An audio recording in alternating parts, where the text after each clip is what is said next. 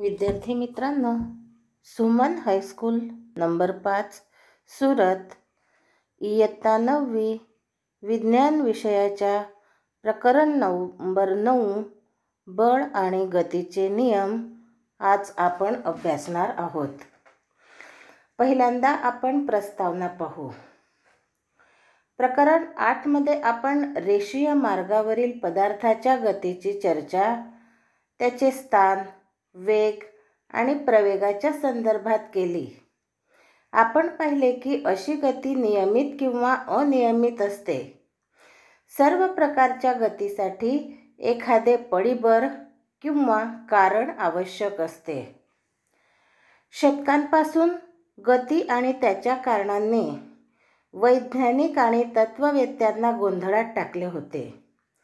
जमिनीवर ठेवलेल्या चेंडूला हळूच पायाने धक्का मारला असता तो नेहमीसाठी गतिशील राहत नाही.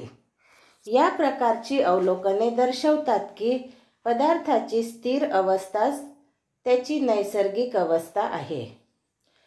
जोपर्यंत गॅलिलिओ गॅलिली तसेच आयझॅक न्यूटन यांनी गतीला समजण्यासाठी संपूर्णपणे वेगळ्या विचारधारणेचा विकास केला नाही, तोपर्यंत अशीच मान्यता प्रचलित होती.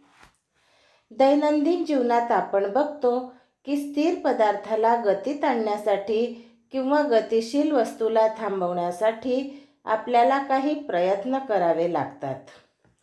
किंवा आपण म्हणू शकतो की एखाद्या पदार्थाच्या गतीची अवस्था बदलण्यासाठी तिला ओढावी लागते, धक्का मारावा लागतो किंवा आघात म्हणजेच बळ लावावे लागते.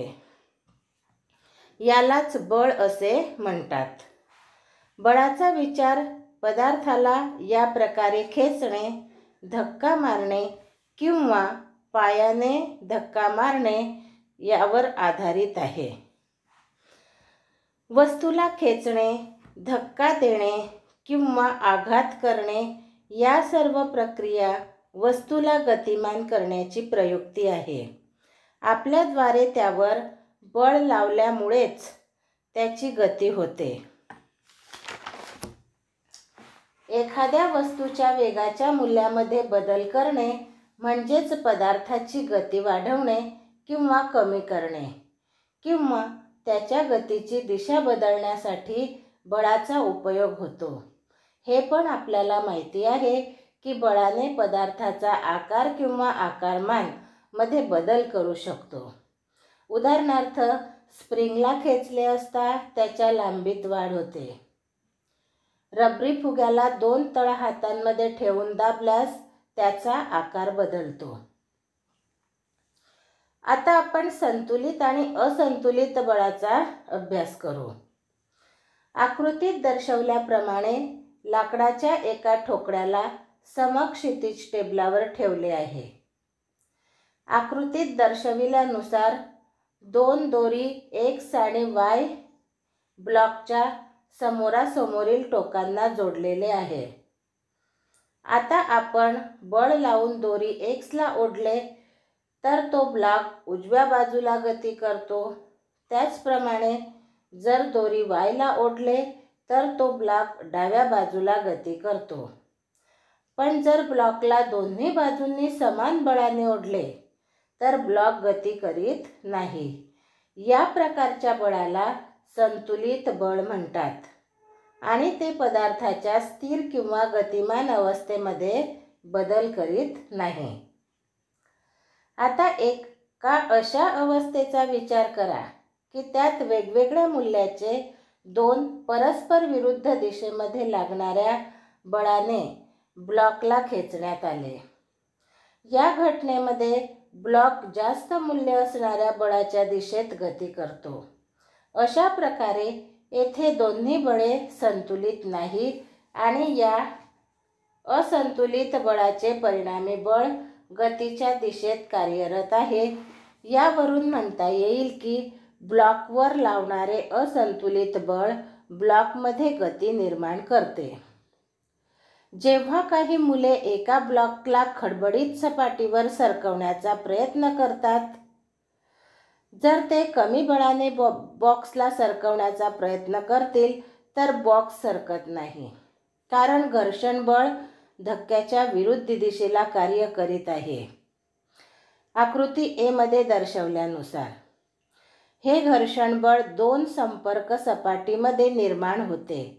या घटनेमध्ये बॉक्सचा तळ आणि खडबडीत सपाटीमध्ये ते बॉक्सला सरकवण्यासाठी लावलेल्या बळाला संतुलित करते आणि म्हणून बॉक्स गती करीत नाही. आकृती बी मध्ये मुले बॉक्सला थोडे जास्त जोराने सरकवतात, तरी पण बॉक्स सरकत नाही, कारण की सरकवण्यासाठी लागणाऱ्या बळाला अजून घर्षण बळ संतुलित करत नाही. आता जर मुले जास्त जोराने धक्का मारतील तर लागणारे बळ घर्षण बळापेक्षा जास्त होते. आकृती सी मध्ये दर्शवल्याप्रमाणे जे असंतुलित बळ आहे आणि त्यामुळे बॉक्स गती करण्यास सुरू करतो. या स्पष्टीकरणावरून आपण संतुलित बळ आणि असंतुलित बळाची व्याख्या पुढील प्रमाणे देऊ शकतो.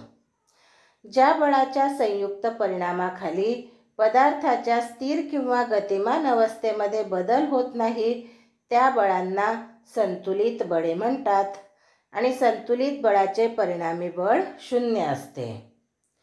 असंतुलित बळ म्हणजे ज्या बळाच्या संयुक्त परिणामाखाली स्थिर अवस्थेत असलेला पदार्थ गतिमान अवस्थेत येतो किंवा गतिमान अवस्थेत असलेल्या पदार्थाच्या वेगात फेरफार होत असेल तर अशा बळांना असंतुलित बळे म्हणतात आणि असंतुलित बळाचे परिणामी बळ 0 मूल्याचे असते. आता आपण गतीच्या पहिल्या नियमाचा अभ्यास करणार आहोत. पदार्थाचा उतार असलेल्या सपाटीवर होणाऱ्या गतीच्या निरीक्षणावरून गॅलिलिओने असा निष्कर्ष काढला की जोपर्यंत कोणतेही बाह्य बळ लागत नाही तोपर्यंत पदार्थ अचल वेगाने गती करतो.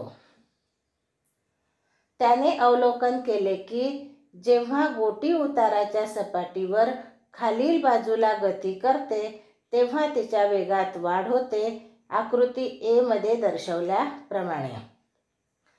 आता आकृती बी मध्ये दर्शवल्याप्रमाणे गोटी जेव्हा वर गती करते तेव्हा तिचा वेग कमी होतो. आकृती सी मध्ये दर्शवल्याप्रमाणे दोन्ही बाजूंना घर्षणरहित समतल उताराच्या सपाटीवर एक गोटी स्थिर आहे. गॅलिलिओने विचार केला की जेव्हा गोटीला डाव्या बाजूने सोडण्यात येते तेव्हा त्या उतारावर खाली गती करते. तसेच जेवढ्या उंचीवरून तिला सोडण्यात आले उजव्या बाजूला उतारावर तितक्याच उंचीपर्यंत पोहोचते. जर दोन्ही बाजूंना समतलाचा उतार समान असेल तर गोटी तेवढ्याच उंचीवर पोहोचते जेवढ्या उंचीवरून ती सोडली जाते. जर उजव्या बाजूचा उतार हळूहळू कमी करण्यात आला तर गोटीला तेवढीच उंची प्राप्त करण्यासाठी जास्त अंतर कापावे लागेल. आता जर उजव्या बाजूची सपाटी समक्षितिज केली म्हणजेच उतार कमी करून 0 केला तर गोटी मूळ उंची प्राप्त करण्यासाठी समक्षितिज सपाटीवर सतत गती चालू ठेवेल. येथे गोटीवर लागणारे असंतुलित बळ पण 0 आहे, जे दर्शविते की गोटीची गती बदलण्यासाठी असंतुलित बाह्य बळ जरुरी आहे, परंतु गोटीची अचल गती चालू ठेवण्यासाठी कोणत्याही परिणाम बळाची आवश्यकता पडत नाही. व्यावहारिक स्थितीमध्ये 0 असंतुलित बळ प्राप्त करणे कठीण आहे. असे होण्याचे कारण गतीच्या विरुद्ध दिशेला लागणाऱ्या घर्षण बळाची हजेरी. म्हणूनच व्यवहारामध्ये गोटी काही अंतर कापल्यावर स्थिर होते. येथे घर्षण बळाचा परिणाम कमी करण्यासाठी गुळगुळीत गोटी किंवा गुळगुळीत सपाटीचा उपयोग केला पाहिजे. तसेच सपाटीवर वंगण किंवा लुब्रिकंट लावले पाहिजे. न्यूटनने बळ तसेच गतीविषयीच्या गॅलिलिओच्या विचारांचा पुढे अभ्यास केला आणि गतिमान पदार्थाच्या गतीला समजण्यासाठी 3 मूलभूत नियम दिले. या 3 नियमांनाच न्यूटनच्या गतीचे नियम म्हणून ओळखतात. आता आपण गतीचा पहिला नियम काय आहे ते पाहणार आहोत. जोपर्यंत कोणत्याही पदार्थावर असंतुलित बाह्य बळ कार्य करीत नाही तोपर्यंत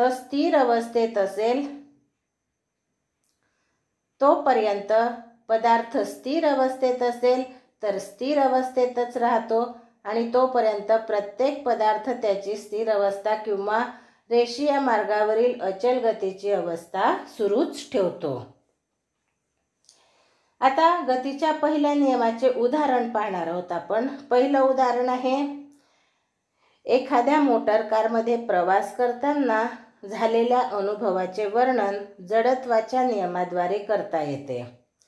सीटच्या सापेक्षात जोपर्यंत मोटार कारला थांबवण्यासाठी ड्रायव्हर ब्रेक लावत नाही तोपर्यंत आपण स्थिर अवस्थेत असतो. ब्रेक लावल्याने गाडीबरोबरच सीट पण स्थिर अवस्थेत येते. परंतु आपल्या शरीराच्या जडत्वामुळे गतिमान अवस्थेतच राहण्याची वृत्ती असते. अचानक ब्रेक लावल्यामुळे आपल्या सीटच्या पुढे लावलेल्या पेनलसोबत आदळल्यामुळे घायल होऊ शकतो. अशा प्रकारच्या दुर्घटनेपासून वाचवण्यासाठी सुरक्षा बेल्टचा उपयोग करण्यात येतो. सुरक्षा बेल्ट आपल्या शरीराच्या पुढे जाणाऱ्या गतीला हळू करण्यासाठी बळ लावतो. या उलट अनुभव आपल्याला जेव्हा आपण बसमध्ये उभे असतो आणि बस अचानक चालू होते तेव्हा या स्थितीमध्ये आपण मागच्या बाजूला पडतो. असे होण्याचे कारण म्हणजे बस अचानक चालू होते तेव्हा आपले पाय जे बसच्या तळाशी संपर्कात असतात ते गतीत येतात, परंतु शरीराचा वरील भाग जडत्वामुळे या गतीचा विरोध करतो. आणि तिसरे उदाहरण म्हणजे गतिमान बसमधून कोणताही व्यक्ती उतरण्याचा प्रयत्न करेल तर तो पडेल. व्यक्ती बसमध्ये असते तेव्हा व्यक्तीचे शरीर पण बसच्या सोबत गतीमध्ये असते. जेव्हा तो स्थिर जमिनीवर पाय ठेवतो तेव्हा त्याचे पाय स्थिर होतात, परंतु शरीराचा वरचा भाग जडत्वामुळे गतीत राहण्याचा प्रयत्न करतो, त्यामुळे तो पुढील बाजूस पडतो. परंतु जर तो बसमधून उतरून बसच्या दिशेत थोडे चालेल किंवा पडेल तर अशा परिस्थितीमधून वाचू शकेल. आता यासाठी आपल्याला एक प्रवृत्ती करायची आहे.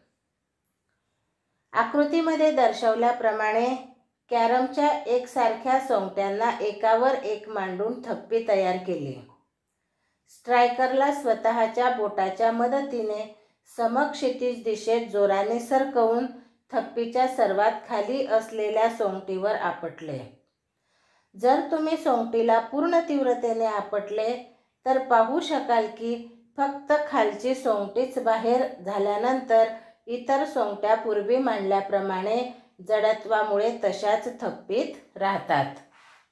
दुसरी प्रवृत्ती करायची आहे.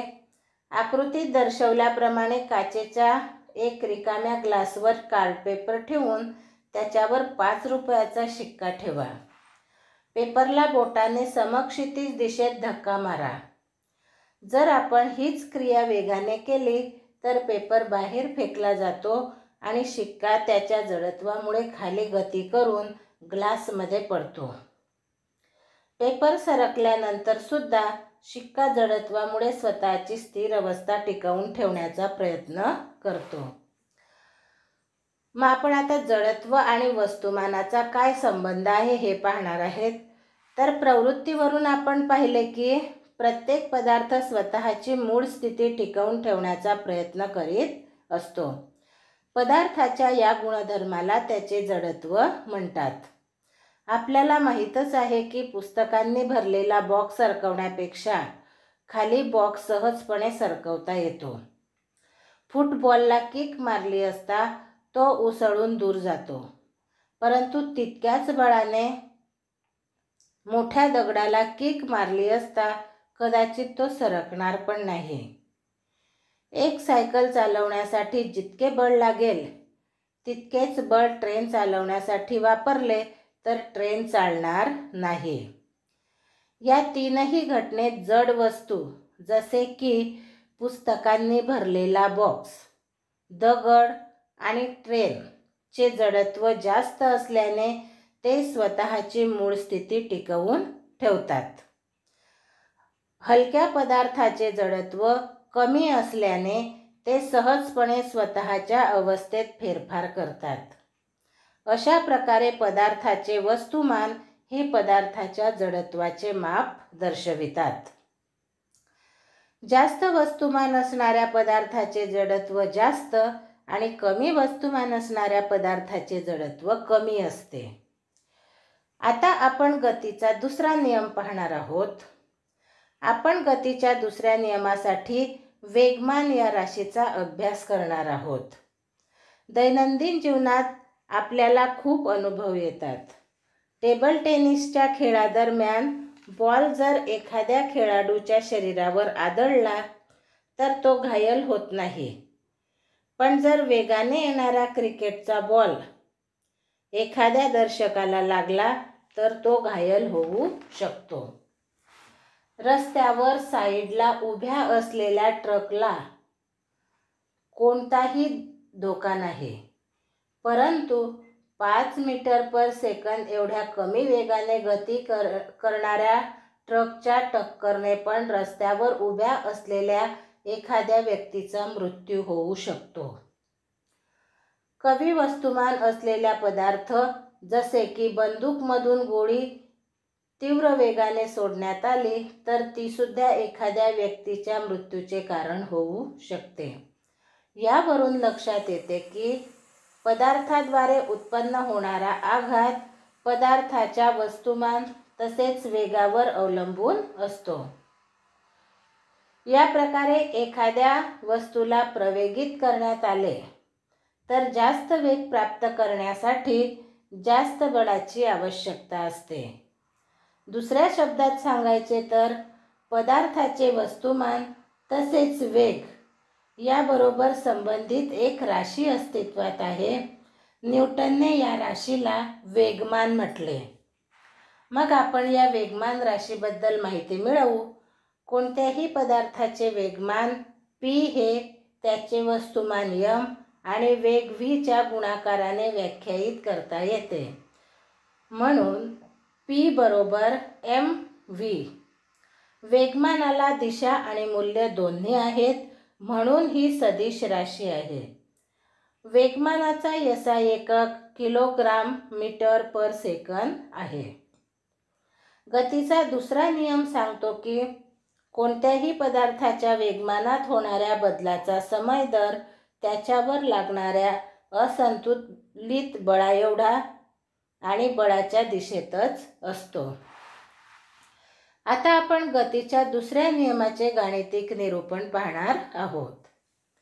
समजा m वस्तुमानाचा पदार्थ रेषीय मार्गावर u प्रारंभिक वेगाने गती करतो. t वेळेत अचल प्रवेगी गती करून अचल बळ F मुळे v एवढा वेग प्राप्त करतो. म्हणून वस्तूचे प्रारंभिक वेगमान p1 बरोबर mu आणि वस्तूचे अंतिम वेगमान p2 बरोबर mv. आता वेगमानात होणारा बदल समप्रमाणात p2 मायनस p1. म्हणून आपण p1 p2 ची किंमत टाकल्यावर समप्रमाणात mv मायनस mu मग समप्रमाणात mv मायनस u. म्हणून वेगमानाच्या बदलाचा दर किंवा लावलेलं बळ समप्रमाणात mv मायनस u भागिला t आणि म्हणून F समप्रमाणात m गुणिला v minus u भागिला t. F बरोबर k m v minus u भागिला t आणि बरोबर k m a. येथे ए बरोबर व्ही मायनस यू भागिले टी प्रवेग आहे, जो वेगाच्या फेरफाराचा दर आहे. के समप्रमाणतेचा अचलांक आहे. वस्तुमान आणि प्रवेगाचा SI एकक अनुक्रमे किलोग्राम आणि मीटर गुणिला सेकंदचा -2 आहे. म्हणून बळाचा एकक घेतल्याने अचलांक के चे मूल्य 1 होईल.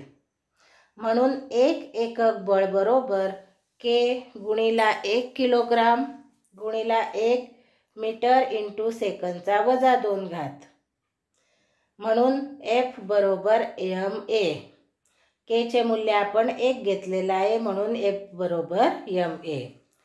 आता बळाचा एकक किलोग्राम गुणिला मीटर इंटू सेकंदचा -2 किंवा यालाच न्यूटन आहे. त्याची संज्ञा कॅपिटल N आहे. आता आपण दुसऱ्या नियमाचे उदाहरण बघणार आहोत. क्रिकेट मॅच दरम्यान मैदानातील फिल्डर खूपच वेगाने येणाऱ्या चेंडूला कॅच करताना हाताने मागे घेऊन जातात. असे केल्याने फिल्डर खूपच वेगाने येणाऱ्या चेंडूचा वेग 0 करण्यासाठी लागणारा कालावधी वाढवतो. त्यामुळे चेंडूचा प्रवेग कमी होतो आणि त्याच्या परिणामाने खूपच वेगाने गती करणाऱ्या चेंडूला कॅच करताना लागणारा आघात कमी करता येतो.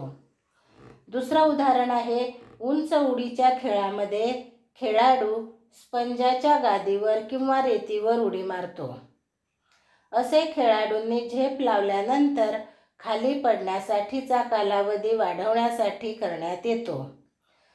ते वेगमानात होणाऱ्या बदलाचा दर आणि परिणामी बळ पण कमी करते. तिसरं, कराटेचा खेळाडू विटांना तोडण्यासाठी त्यावर वेगाने प्रहार करतो. त्यामुळे खूपच कमी वेगमानात खूप जास्त फेरफार करण्यात येतो आणि विटेवर जास्त बळ लागते आणि ते तुटते. आता आपण याचं एक उदाहरण पाहणार आहोत. कोणत्या बाबतीत जास्त बळाची आवश्यकता आहे? आता 2 किलोग्राम वस्तुमानाच्या पदार्थात 5 मीटर इंटू सेकंदचा -2 दराने प्रवेग उत्पन्न करण्यासाठी की 4 किलोग्राम वस्तुमानाच्या पदार्थाला 2 मीटर इंटू सेकंदचा -2 प्रवेग उत्पन्न करण्यासाठी. आता आपण उकल मिळवणार आहोत. समीकरणावरून आपल्याला माहिती आहे F बरोबर ma.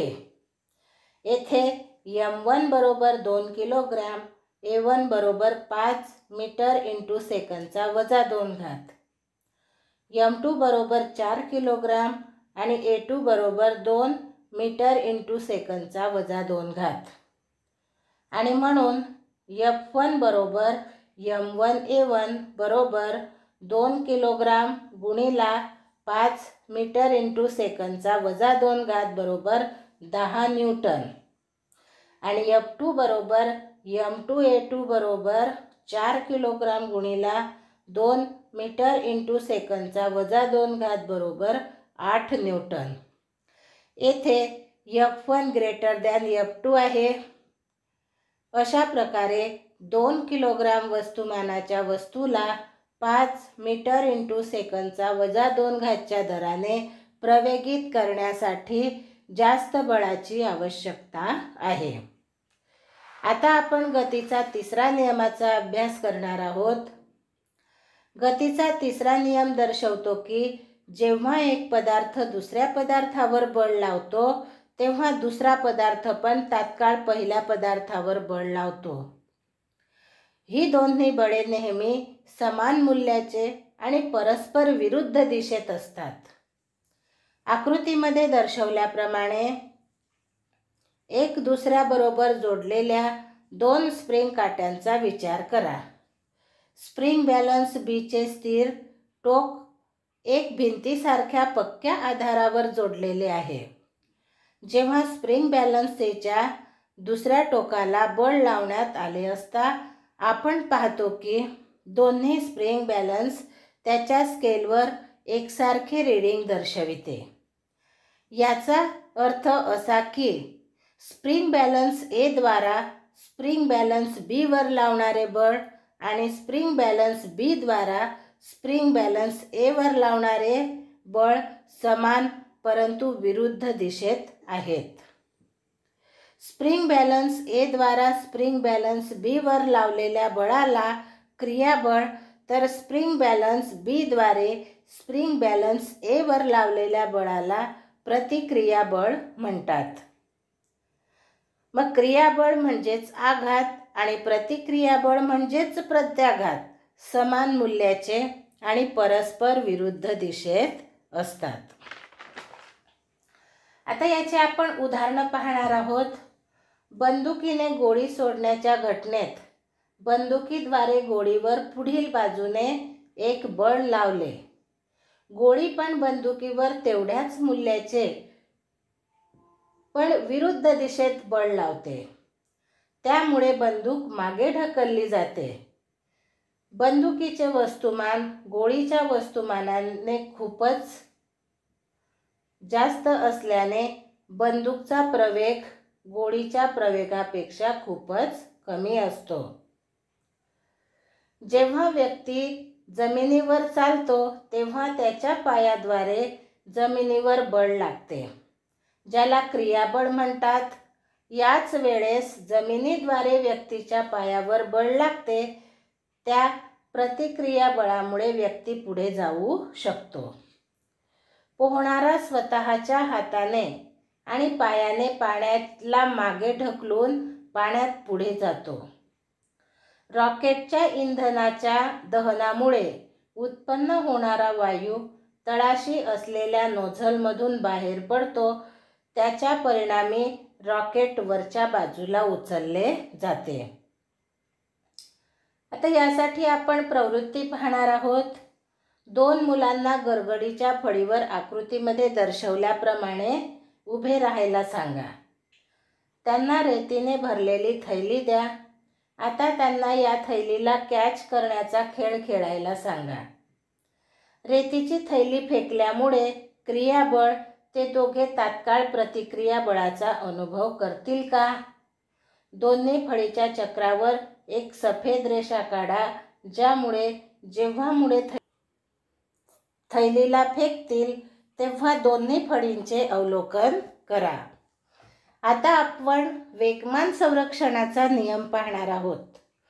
समजा 2 पदार्थ 2 चेंडू ए आणि बी ज्याचे वस्तुमान अनुक्रमे MA आणि MB आहे, रेषीय मार्गावर एकाच दिशेत UA तसेच UB अशा वेगवेगळ्या वेगाने गती करीत आहे, आकृती A मध्ये दर्शवल्याप्रमाणे, आणि त्यांच्यावर इतर कोणत्याही बाह्य असंतुलित बळ क्रिया करीत नाही. समजा UA ग्रेटर दॅन UB आणि 2 चेंडू एक दुसऱ्याबरोबर आकृती B मध्ये दर्शवल्याप्रमाणे आदळतात. T वेळेपर्यंत चालणाऱ्या या आदळण्यादरम्यान चेंडू A द्वारा चेंडू B वर लागणारे बळ FAB आणि चेंडू B द्वारा चेंडू A वर लागणारे बळ FBA आहे. समजा आदळल्यानंतर चेंडू A आणि B चा वेग अनुक्रमे VA आणि VB आहे. चेंडू A च्या आदळण्यापूर्वी आणि आदळल्यानंतरचे वेगमान अनुक्रमे MAUA आणि MAVA आहे. आदळल्यादरम्यान त्याच्या वेगमानाच्या फेरफाराचा दर अथवा FAB क्रियाबळ बरोबर MA कंसात VA - UA भागिला T आहे. त्याच प्रकारे चेंडू B च्या आदळल्यादरम्यान वेगमानाचा फेरफाराचा दर अथवा FBA प्रतिक्रियाबळ बरोबर MB कंसात VB - UB भागिला T आहे. आता गतीच्या तिसऱ्या नियमानुसार चेंडू ए द्वारा चेंडू बी वर लागणारे बळ FAB क्रियाबळ, तसेच चेंडू बी द्वारा चेंडू ए वर लागणारे बळ FBA म्हणजेच प्रतिक्रिया बळ समान मूल्याचे व परस्पर दिशेत असतात. म्हणून FAB बरोबर -FBA आणि म्हणून FAB आणि FBA ची किंमत टाकल्यानंतर MA कंसात VA - UA भागिले T बरोबर -MB VB - UB भागिले T.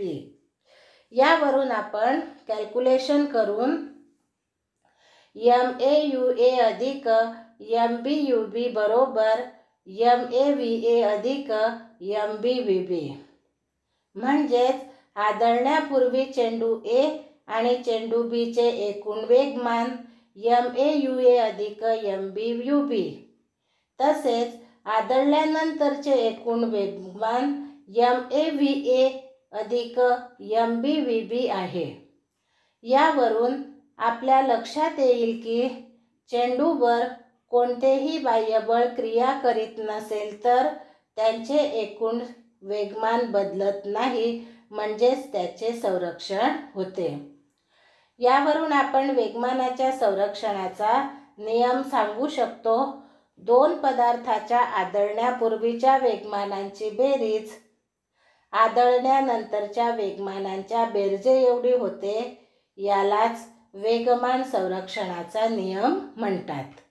याच्यासाठी आपण एक प्रवृत्ती पाहणार आहोत.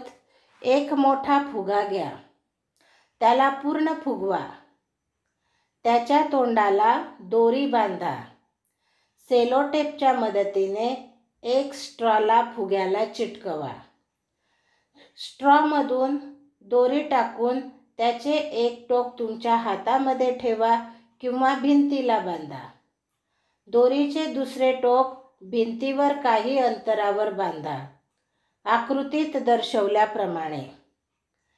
आता फुग्याच्या तोंडावरील दोरी सोडा आणि हवेला त्याच्या तोंडातून बाहेर निघू द्या. स्ट्रॉ बरोबरच फुग्याच्या गतीच्या दिशेचे अवलोकन करा. आता एक उदाहरण पाहणार आहोत आपण.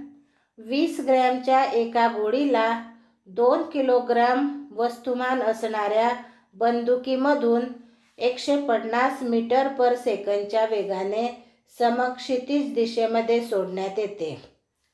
गोळी सोडल्यानंतरच्या बंदुकीच्या पाठीमागील वेग किती असेल? उकल शोधण्यासाठी आपल्याला पहिल्यांदा ज्या गोष्टी दिलेल्या आहेत त्या लिहायच्या आहे. गोळीचे वस्तुमान M1 बरोबर 20 ग्रॅम, ग्रॅमचं किलोग्राममध्ये रूपांतर करायचे बरोबर 0.02 किलोग्राम. बंदुकीचे वस्तुमान M2 बरोबर 2 किलोग्राम. गोळीचा प्रारंभिक वेग U1 बरोबर 0 मीटर पर सेकंद आणि बंदुकीचा प्रारंभिक वेग U2 बरोबर 0 मीटर पर सेकंद. गोळीचा अंतिम वेग V1 बरोबर 150 मीटर पर सेकंद आणि बंदुकीचा अंतिम वेग V2 बरोबर आपल्याला काढायचं आहे. मग आता आपण वेगमान संरक्षणाच्या नियमाप्रमाणे M1 V1 अधिक M2 V2 बरोबर M1 U1 अधिक M2 U2. म्हणजेच दोन पदार्थाच्या आदळण्यापूर्वीच्या वेगमानाची बेरीज आणि आदळल्यानंतरच्या वेगमानांची बेरीज हे सारखीच असते. हे नियम. मग याच्यामध्ये आपण किमती टाकायच्या आहे. 0.02 गुणिला 150 अधिक 2 V2 बरोबर 0.02 गुणिला 0 अधिक 2 गुणिला 0. कोणत्याही संख्येला 0 ने गुणलं तर गुणाकार 0 येतो, म्हणून हे पद 0 होऊन जाईल आणि V2 बरोबर -0.02 गुणिला 150 भागिला 2 बरोबर -1.5 मीटर पर सेकंद. येथे ऋणचिन्ह दर्शविते की बंदूक ही गोळीच्या विरुद्ध दिशेमध्ये गती करते. तर इथं आपलं हे प्रकरण नंबर 9 संपलेलं आहे. पाठाच्या खाली दिलेला स्वाध्याय तुम्ही सर्वांनी सोडवायचा आहे, वहीमध्ये लिहून ठेवायचा आहे. पहिल्यांदा पाठ पूर्ण वाचून घ्या, नंतर प्रश्नांची उत्तरं लिहायची आहे.